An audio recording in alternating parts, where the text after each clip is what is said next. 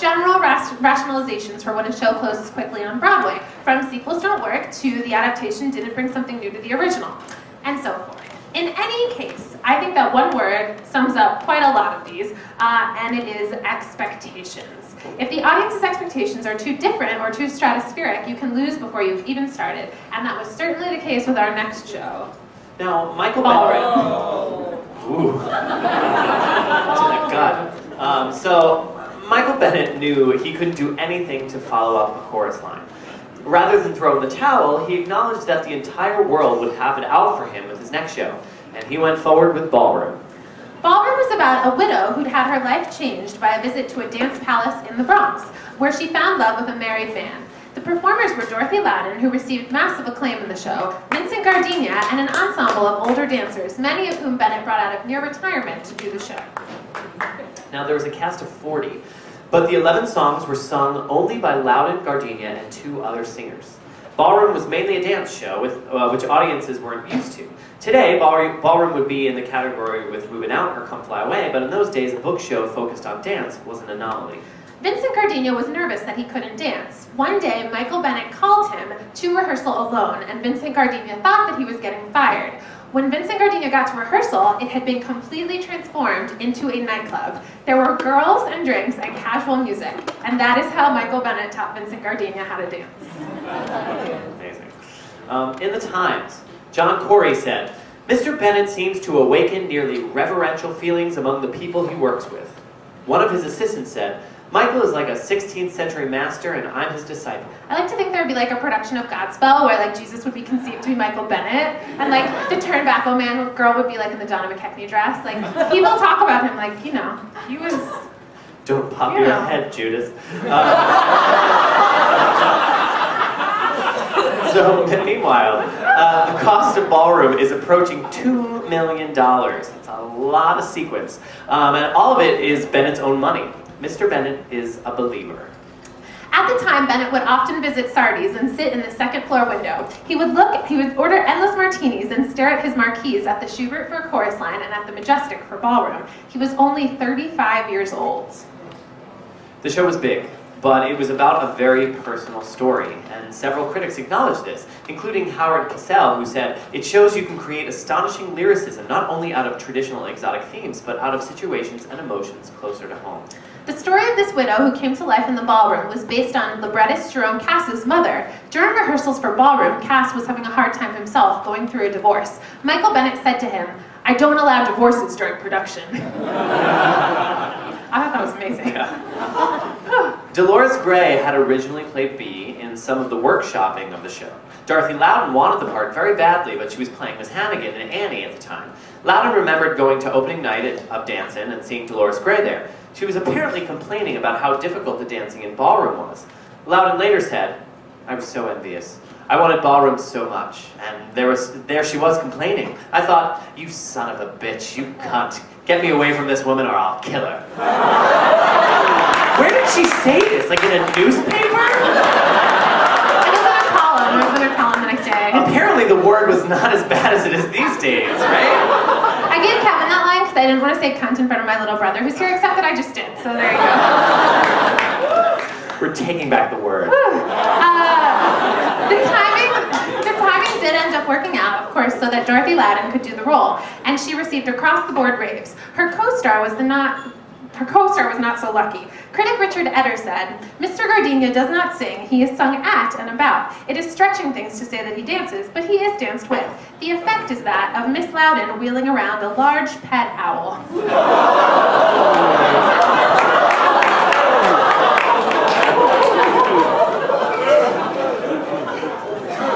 Mean. You let me put the owl in! Well, no, I mean, if we're gonna go owl, we have to do how many licks does it take owl. But I'm just saying the review. I was like, we're gonna go there. Time magazine thought the dances were brilliant and called Bennett a choreographic Picasso. They went into their problems with Ballroom and then said, "For all these flaws, however, Ballroom cannot be written off as a failure. Bennett is too important a figure to be judged on a hit or flop basis, and any musical he does is important and interesting." Yes. The reviews were not great. It really makes you think, what if Bennett had followed up a chorus line with Dreamgirls? Would comparison have crippled it? The box office was doing okay, but certainly not shooting through the roof. There were rumors that box office employees at the Majestic at the time were discouraging ticket sales by telling people that the show was sold out when it actually wasn't. This was because they had heard that a new show written by Richard Rodgers and the guy who wrote Annie, Thomas Meehan, wanted to come in, and they were trying to get Ballroom out so that they could make room for a hit. I remember Mama did end up playing the Majestic after Ballroom and actually played even less performances. If that happened now, I feel like shit would fly. What a controversy. Like shit would go down if that was happening. Here to sing B's 11 o'clock number from Ballroom, Sally Wilfert.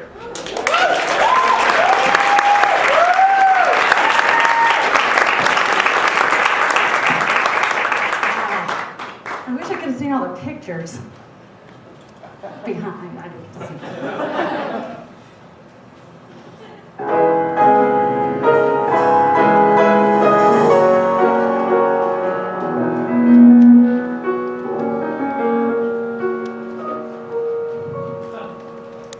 If anyone had told me a year and a half ago that Maury would be gone, I wouldn't have believed it.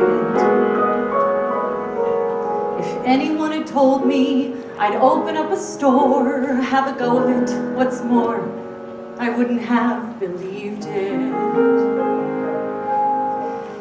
If anyone had told me a year and a half ago that I'd be dancing, going to a ballroom and dancing, I'd have said, who me?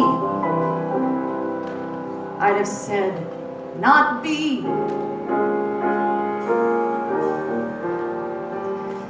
If anyone had told me a year and a half ago that there would be a man, I wouldn't have believed it. To think my eyes would shine again, that what was lost would be mine again, I wouldn't have believed it.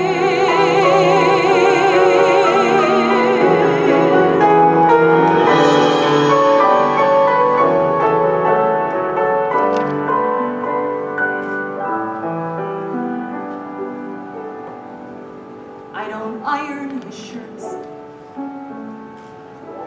I don't sew on his buttons. I don't know the jokes he tells or the songs he hums, though I may hold him all through the night. He may not be here when the morning comes. I don't pick out his ties or expect his tomorrows, but I feel when he's in my arms, he's where he wants to be. We have no memories, bittersweet with time, and I doubt if he'll spend New Year's Eve with me. I don't share his name, I don't wear his ring.